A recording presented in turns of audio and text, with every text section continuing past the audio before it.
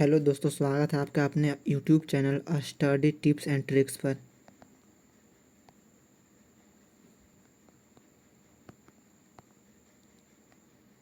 तो जैसा कि आप जान सकते हैं कि आज 21 तारीख और आज 21 तारीख को बिहार डीएलएड का जो जो बच्चा लोग बिहार डीएलएड का फॉर्म भरा था उसका एडमिट कार्ड आज आ गया है।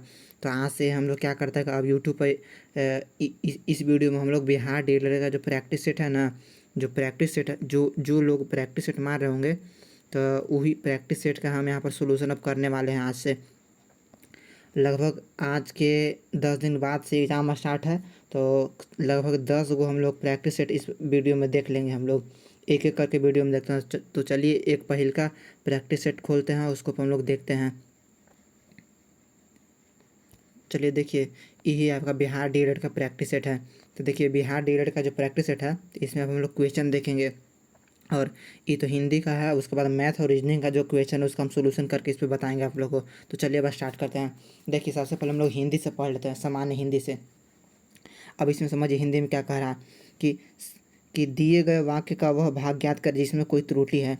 अब समझिए ध्यान से, ये जो वाक्य दिया हुआ ना, इसमें हमको त्रुटि को पकड़ना है। तो देखिए इसमें त्रुटि कहाँ है आपको बताते हैं।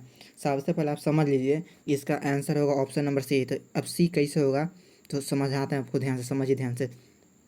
यहाँ लिखा हुआ है कि श्याम की खराब स्थिति को देखकर मुझे दुख और क्षोभ हुआ। तो इसमें आपको चुनना है कि आखिर कौन सा ऐसा वाक्य है या कौन सा वर्ड है जो गलत है। समझिए ध्यान से, ये जो और क्षोभ हुआ ना, यही आपका क्या है, ये आपका आंसर हो गया। मतलब चुनने के लिए कह रहा है त्रुटि, माने यही आपका त्रुटि है। इसी त्रुटि को हम लोग चुन लिए। क्षोभ हुए जो लिखा हुआ है ना, दुख और क्षोभ हुआ, यहाँ से और क्षोभ हुआ, यही आपका क्या है, यही आपका है त्रुटि। अब समझिए ध्यान से, त्रुटि आपका कैसे है। यहाँ पर जो लिखा हुआ है का और क्षोभ हुआ, तो ये त्रुटि है। अब समझिए ध्यान से, यहाँ पर आपका होना चाहिए था, क्या होना चाहिए था आपका कि और क्षोभ हुआ, न कि हुए लिखा रहना चाहिए था। यहाँ पर क्या लिखा हुआ रहना चाहिए था, हुआ के जगह पर, क्या चीज़ की जगह पर, हुआ। जो हुआ लिखा हुआ है उसके जगह पर लिखा हुआ रहना चाहिए हुआ। तो हुआ ऐसे लिखा था आ लिखा था आ, हु आ। तो यही त्रुटि है। चलिए क्वेश्चन नंबर 2 पर हम लोग चलते हैं। क्वेश्चन नंबर 2 कह रहा है कि दिए गए शब्द का पर्यायवाची शब्द का चयन कीजिए। आप समझिए ध्यान से, विपत्ति का पर्यायवाची क्या होता है, विपत्ति का पर्यायवाची क्या होता है। तो विपत्ति का पर्यायवाची होता है तो ये मुसीबत जो लिखा हुआ ये मुसीबत है। विपत्ति का क्या होता है पर्यायवाची, मुसीबत। चलिए अब क्वेश्चन नंबर 3 पर चलते हैं। क्वेश्चन नंबर 3 में कह रहा है कि दिए गए शब्द के पर्यायवाची शब्द को चयन करें। अब समझिए ध्यान से, यहाँ रावण के पर्यायवाची, तो रावण का पर्यायवाची क्या होता है, रावण का पर्यायवाची होता है दशानंद। क्या होता है, दशानंद। देखिए रावण के पास 10 भुजा था, इसीलिए इसका और क्या नाम पड़ गया था, दशानंद। चलिए क्वेश्चन नंबर 4 में चलते हैं। क्वेश्चन नंबर 4 में कह रहा है कि रिक्त स्थान को भरने के लिए उपयुक्त शब्द का चयन कीजिए। अब समझिए, उसे चोट लगने पर क्या बहेगा, उसे चोट लगने पर खून, डॉट डॉट ऑप्शन खाली छोड़ा हुआ लिखा हुआ लगा। तो अब समझिए ध्यान से, यहाँ पर आपका आंसर होगा कि उसे चोट लगने पर खून बहने लगा। क्या होगा आंसर, खून बहने लगा। चलिए क्वेश्चन नंबर 5 चलते हैं। हम इतना स्पीड में इसलिए चल रहे हैं क्योंकि इसमें 120 क्वेश्चन है। हमको 1 घंटा में 120, ऐसे तो 2.5 घंटा समय है, लेकिन हमको 1 घंटा में देख लेना है 120 क्वेश्चन, इसलिए हम थोड़ा सा फास्ट चल रहे हैं। चलिए क्वेश्चन नंबर 5 पर चलते हैं। क्वेश्चन नंबर 5 में कह रहा है कि निम्नलिखित में से उस विकल्प का चयन करें जो चिकना घड़ा मुहावरे का अर्थ व्यक्त करता है। अब समझिए ध्यान से, चिकना घड़ा मुहावरा का अर्थ कौन व्यक्त करता है। तो यहाँ पर जो आपका ऑप्शन नंबर ए है, निर्लज व्यक्ति, वही ऑप्शन का आंसर होगा। अब समझिए ध्यान से, क्वेश्चन नंबर 6 में, क्वेश्चन नंबर 6 कह रहा है कि जिसकी प्रभु बिजली के समान हो उसके लिए निम्नलिखित में से कौन सा एक शब्द उपयुक्त है। तो देखिए विद्युत प्रभ। अब समझिए ध्यान से, यहाँ पर बिजली वर्ड है, तो यहाँ से बी से बिजली हो गया, और यहाँ पर प्रभु एक वर्ड है। देखिए कहाँ पर गया प्रभु, तो यहाँ प्रभु। अच्छा इसको पहले इरेज कर लेते हैं। अब समझिए ध्यान से, देखिए यहाँ पर 2 वर्ड है, यहाँ पर कौन कौन वर्ड है, 2 वर्ड है। पहले का वर्ड है बिजली और दूसरा वर्ड है प्रभु। तो प्रभु बिजली है, तो प्रभु बिजली कौन कौन वर्ड है, देखिए यहाँ विद्युत है, यहाँ प्रभु है। तो आपका यही आंसर हो जाएगा। चलिए क्वेश्चन नंबर 7 में चलते हैं। क्वेश्चन नंबर 7 कह रहा है कि व्युत्पत्ति की दृष्टि से खून किस प्रकार का शब्द है। अब समझिए ध्यान से, खून किस प्रकार का शब्द है, तो खून विदेशज शब्द है। किसके दृष्टि से, तो व्युत्पत्ति की दृष्टि से खून कैसा शब्द है, विदेशज शब्द है। अब समझिए क्वेश्चन नंबर 8, क्वेश्चन नंबर 8 में कह रहा है कि शेक्सपियर को यूरोप का कालिदास कहा जाता है।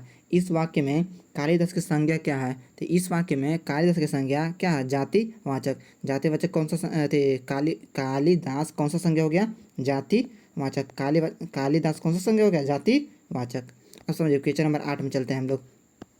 क्वेश्चन नंबर 9 में कह रहा है, 8 के बाद 9 में कह रहा है कि जो तुरंत सोचकर उत्तर दे उस व्यक्ति को क्या कहा जाता है? जो तुरंत सोचकर उत्तर दे उसे क्या कहता है? उसे कहा जाता है प्रयुत्पत्ति। अब समझिए क्वेश्चन नंबर 10 समझिए। क्वेश्चन नंबर 10 में कह रहा है कि निम्नलिखित में से तद्भव शब्द कौन है? तो क्वेश्चन नंबर 10 का तद्भव शब्द कौन है? कृष्ण तद्भव नहीं है, इहु नहीं है, ये भी नहीं है। तद्भव कौन है? कान्हा। अब समझिए क्वेश्चन नंबर 11 में चलते हैं। क्वेश्चन नंबर 11 कह रहा है त्रिभुज में कौन सा समास है? तो त्रिभुज में कौन सा समास है? तो त्रिभुज में आपका द्विगु समास है। कौन सा समास है? द्विगु। अब समझिए ध्यान से क्वेश्चन नंबर 12। क्वेश्चन नंबर 12 में कह रहा है कि इनमें से बहुव्रीहि समास का उदाहरण है। बहुव्रीहि समास इसमें कौन है? तो देखिए ये जो आपका पीताम्बर लिखा ना है, यही आपका कुछ है बहुव्रीहि समास, इसका विशेष अर्थ निकलता है। अब समझिए क्वेश्चन नंबर 13। क्वेश्चन नंबर 13 में कह रहा है कि अतरंग का विपरीतार्थ क्या होता है? अतरंग का विपरीतार्थ क्या होता है? अतरंग का होता है बहिरंग। अतरंग का विपरीतार्थ क्या होता है? बहिरंग। Question number 14। क्वेश्चन नंबर 14 में कह रहा है कि व्योमकेश किसका पर्यायवाची था? तो व्योमकेश आपको याद होना चाहिए कि व्योमकेश किसका है? तो शिव का। किसका? शिव का। ऐसे तो हमको भी शिव नहीं याद है, लेकिन अभी हम देख लिए आंसर, तब बता रहे हैं आपको कि व्योमेश किसका पर्यायवाची है? शिव का। किसका? शिव का। क्वेश्चन नंबर 15 में चलते हैं। कमल शब्द का वर्ण विन्यास क्या होगा? तो कमल शब्द का वर्ण विन्यास क्या होगा? कमल शब्द का वर्ण विन्यास होगा क कैसे बना है? क प्लस अ से। म बना म प्लस अ से और ल प्लस अ से। अब चलिए क्वेश्चन नंबर 16। क्वेश्चन नंबर 16 में कह रहा है कि आप मेरे घर अवश्य पधारे। इस वाक्य में आप क्या है? तो इस वाक्य में जो आप है वो आपका मध्यम पुरुष है। कौन पुरुष है? मध्यम पुरुष है। आप क्या है? मध्यम पुरुष है। अब समझिए ध्यान से हम कैसे जानेंगे कि इसमें मध्यम पुरुष है? तो देखिए 3 वो होता है, उत्तम पुरुष, मध्यम पुरुष और अन्य पुरुष। देखिए जो बोल रहा है ना व्यक्ति, जो बोल रहा है वो तो हो गया प्रथम पुरुष, और जिसके बारे में बोल रहा है वो हो गया मध्यम पुरुष। बोल रहा है आपके बारे में तो हो गया आप क्या हो गए? मध्यम पुरुष होगा। अब चलिए क्वेश्चन नंबर 17 में, मेरे तो गिरधर गोपाल दूसरे न कोई, जाके सिर मोर मुकुट मेरे पति हो सोए। उपयुक्त बंदे में कौन सा रस है? अब समझिए इसमें कौन सा रस है? तो इसमें श्रृंगार रस है। कौन सा रस है? इसमें आपका श्रृंगार रस है। कौन सा रस है? श्रृंगार रस है। अब चलिए क्वेश्चन नंबर 18। क्वेश्चन नंबर 18 में कह रहा है आँखिया हरि दर्शन की भूखी, कैसे रहे रूप रस रांची ए बतिया सुनी रूखी। उपयुक्त पंक्ति में कौन सा रस है? अब इसमें रस सुनना है तो इसमें कौन सा रस है? इसमें वियोग श्रृंगार रस है। कौन सा? वियोग।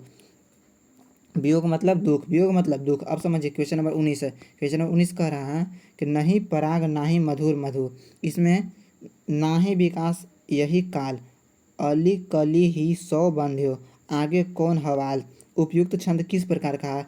अब इस आपको इसमें चुनना है कि इसमें छंद कैसा है। तो इसमें आपका कैसा छंद है? तो इसमें आपका दोहा वाला छंद है। कैसा है? दोहा वाला। चलिए क्वेश्चन नंबर 20 में चलते हैं। क्वेश्चन नंबर 20 का कह रहा समाचार ध्यान से, कह रहा है कि झीली झनकोरे पीक, चातक पुकारे बन, मोरिन कह रहा है मोरिन गुहारे उठे, जुगनू चनकी चमकी। उपयुक्त में छंद का नाम बताइए। इसमें कौन सा छंद है? तो इसमें आपका छंद है देव घना छारी। अगला समझते हैं हम लोग क्वेश्चन नंबर 21 में। क्वेश्चन नंबर 21 कह रहा है कि सर्वश्रेष्ठ रस किसे माना जाता है? तो सर्वश्रेष्ठ रस किसे माना जाता है? तो यहाँ पर आपको जो श्रृंगार रस होता है ना, तो इस श्रृंगार रस को सर्वश्रेष्ठ रस माना जाता है। कौन सा रस को? श्रृंगार रस को सर्वश्रेष्ठ माना जाता है। अब चलिए क्वेश्चन नंबर 22। क्वेश्चन नंबर 22 में कह रहा है कि चिरंजीवी जोरी जुरे क्यों न सने गंभीर। अब समझिए को घटिए वृक्ष भानुज वे हलधर के वीर। उपयुक्त पंक्ति में कौन सा अलंकार है? अब इसमें आपका अलंकार चुनना है। क्वेश्चन नंबर 22 में क्या चुनना है? अलंकार। अब समझिए क्वेश्चन नंबर 22 में जो अलंकार चुना है तो इसमें कौन सा अलंकार होगा? तो श्लेष अलंकार होगा। क्वेश्चन नंबर 23 में चलते हैं। कह रहा है कि सितारे हिंद किस लेखक का उपन्यास था? सितारे हिंद। अब समझिए सितारे हिंद किसका उपन्यास था? सितारे हिंद राजा शिव प्रसाद। सितारे हिंद किसका उपन्यास था? इसको रटना है। सितारे हिंद किस लेखक का उपन्यास था? तो राजा शिव प्रसाद। राजा शिव प्रसाद। राजा शिव प्रसाद का कौन सा लेख था? उपन्यास था? तो सितारे हिंद। शिव प्रकाश। अब समझिए ध्यान से, यहाँ नाम भी है स और यहाँ भी नाम है स, तो सितारे से हो गया शिव, सितारे से हो गया शिव। तो याद रखना है राजा शिव प्रसाद का किस लेखक का उपन्यास है? तो किसका होगा? सितारे वाला, सितारे हिंद का। अब चलिए क्वेश्चन नंबर 24 में कह रहा है रसनिधि किस कवि का उपन्यास था? रसनिधि, रसनिधि के बारे में बताना है कि रसनिधि किसका उपन्यास है। देखिए पृथ्वी सिंह का ये उपन्यास था, कौन सा? रसनिधि। अब समझिए ध्यान से, यहाँ जो पृथ्वी सिंह है ना, पृथ्वी सिंह से याद रखिएगा, रसनिधि, स से क्या याद रखिएगा? रसनिधि। अब समझो ध्यान से, क्वेश्चन नंबर 25, क्वेश्चन नंबर 25 कह रहा है कि मैत्री की राह बताने को, सबको सुमार्ग पर लाने को, दुर्योधन को समझाने को, भीषण विध्वंस बचाने को, भगवान हस्तिनापुर आए, पांडव का संदेह लाएं, दो न्याय अगर तो आधा दो, पर इसमें भी यदि बाधा हो तो दे दो केवल 5 ग्राम, रखो अपनी धरती तमाम, हम वहीं खुशी से खाएंगे, परिजन पर असी न उठाएंगे, दुर्योधन वह भी दे न सका, आशीष समाज का ले न सका, उल्टे हरि को बांधने चला, जो था असहाय साधने चला, जब नाश मनुज पर छाता है, पहले विवेक मर जाता है। अब समझिए ध्यान से, बहुत अच्छा वाक्य है। और इसमें कह रहा है कि सुमार्ग का अर्थ क्या? सुमार्ग, देखिए इस क्वेश्चन में सुमार्ग का आपको अर्थ बताता है। तो इस क्वेश्चन में सुमार्ग का क्या अर्थ था? सुमार्ग का अर्थ है सही रास्ता। सुमार्ग मतलब सही, सु का मतलब सही, और मार्ग मतलब, सु मतलब सही, और मार्ग मतलब रास्ता। अब चलो क्वेश्चन नंबर अगला चलते हैं। कितना हो गया? क्वेश्चन नंबर 25 हो गया। अब समझो ध्यान से, क्वेश्चन नंबर 25 के बाद है आपका क्या चीज़ है? तो क्वेश्चन नंबर 25 के बाद आपका इंग्लिश है। तो इंग्लिश तो हम तो नहीं बता पाएंगे। अब चलते हैं हम लोग गणित पर। अब समझिए गणित पर हम लोग चलते हैं। तो चलो भाई देखते हैं, अब समझते हैं ध्यान से। इसमें गणित है और इस गणित का क्वेश्चन को हम पढ़ते हैं। देखो कह रहा है गणित के क्वेश्चन में कि एक वस्तु की कीमत, यहाँ कह रहा है कि एक वस्तु की कीमत में 36% की छूट दी जाती है।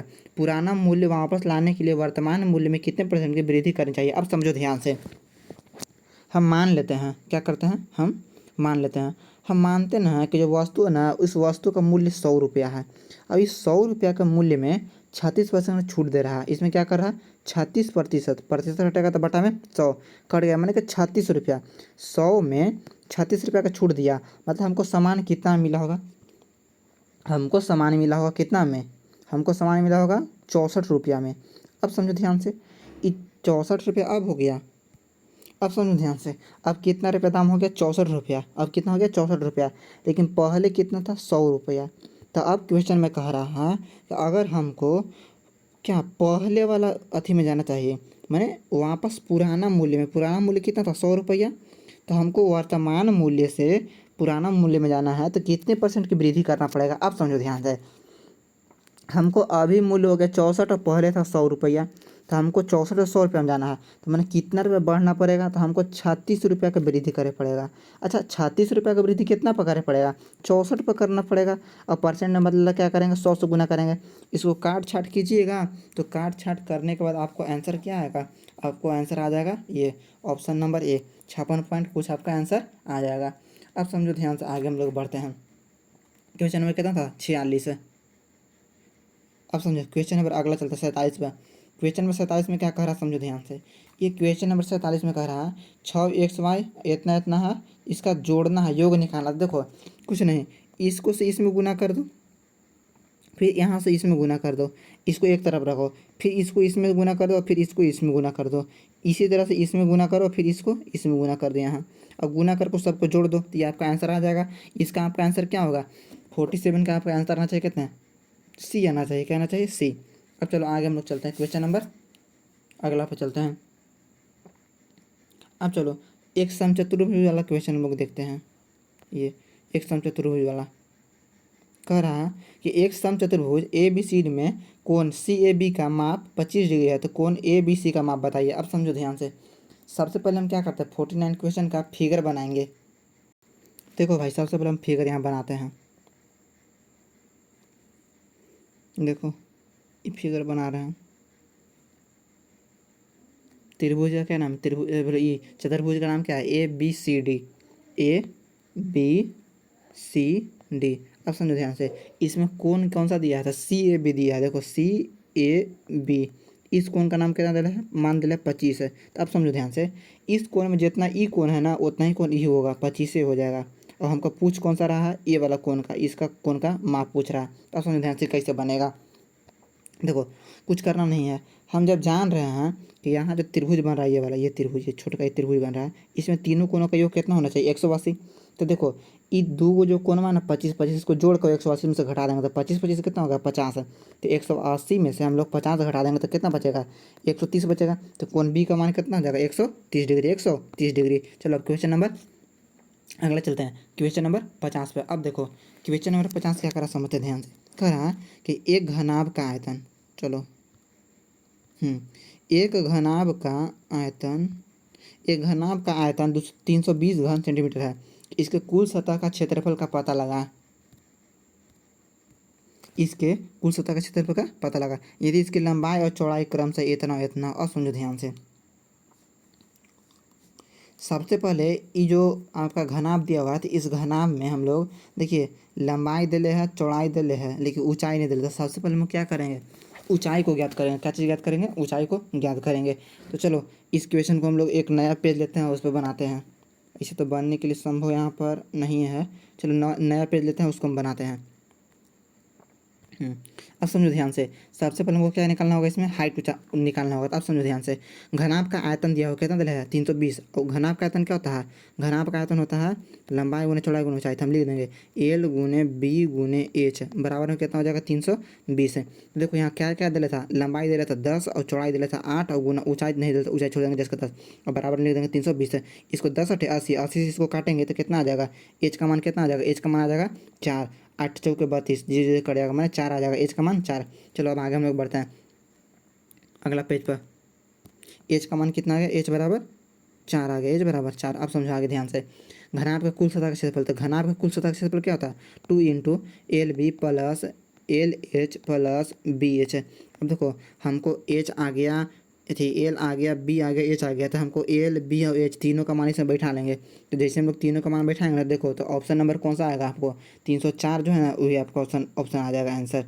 देखो इसमें नहीं, इसमें नहीं है,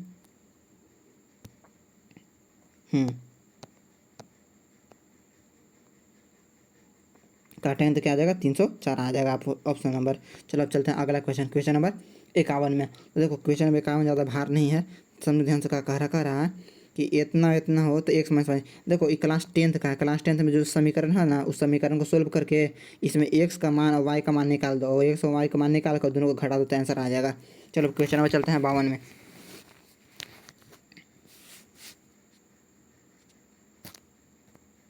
अब चलो क्वेश्चन नंबर देखते हैं, ये वाला क्वेश्चन नंबर 52 कह रहा है कि 3 लगातार धनात्मक संख्याओं के वर्गों का योग इतना है तो उन संख्याओं का योग कितना होगा। अब समझिए ध्यान से, हम लोग मान लेंगे, क्या करेंगे, मानेंगे तो माना कि पहला धनात्मक संख्या, देखो फर्स्ट, अरे मान लेंगे, माना कि पहला धनात्मक संख्या कितना हो जाएगा, पहला धनात्मक संख्या एक्स, दूसरा धनात्मक संख्या एक्स प्लस 1, तीसरा धनात्मक संख्या एक्स प्लस 2। अब कह रहा है कि इन सब के वर्गों का योग माने वर्ग कर देंगे, एक्स स्क्वायर प्लस में एक्स प्लस 1 के होल स्क्वायर प्लस में एक्स प्लस 2 के होल स्क्वायर। अब कह रहा है कि इन सब के वर्गों का योग कितना, 365, लिख देंगे 365। अब समझो ध्यान से, इसको सोल्यूशन करके एक्स का मान निकाल लेंगे, और एक्स का मान निकाल कर सब बैठा देंगे इस पर इस पर इस पर, और फिर जोड़ देंगे तो आंसर आ जाएगा। चलो क्वेश्चन अगला पे चलते हैं। चलो क्वेश्चन नंबर 53। अब समझो ध्यान से, क्वेश्चन नंबर 53 में कह रहा है कि किसी गोले के पृष्ठीय क्षेत्रफल और सिलेंडर के वक्र पृष्ठीय क्षेत्रफल का अनुपात। समझो ध्यान से, हमको अनुपात निकालना है। क्या निकालना है, अनुपात। क्या चीज़ का, तो किसी गोला का पृष्ठीय क्षेत्रफल और किसी सिलेंडर के वक्र पृष्ठीय क्षेत्रफल का अनुपात। अब समझो ध्यान से, पेज लेते हैं नया। अब समझो ध्यान से, कह रहा है कि गोला के कुल पृष्ठीय क्षेत्रफल। देखो गोला का कुल पृष्ठीय क्षेत्रफल क्या होता है, गोला का कुल पृष्ठीय क्षेत्रफल 4 पाई आर स्क्वायर, ठीक। और जो सिलेंडर होता है उसका क्या होता है, 2 पाई आर स्क्वायर होता है, 2 पाई आर स्क्वायर। तो वो काटो, पाई पाई कट जाएगा, 2 दूनी के 4, आर स्क्वायर कट गया तो ऊपर बचा, अच्छा एक सेकेंड होता है, हम गलती किए भी।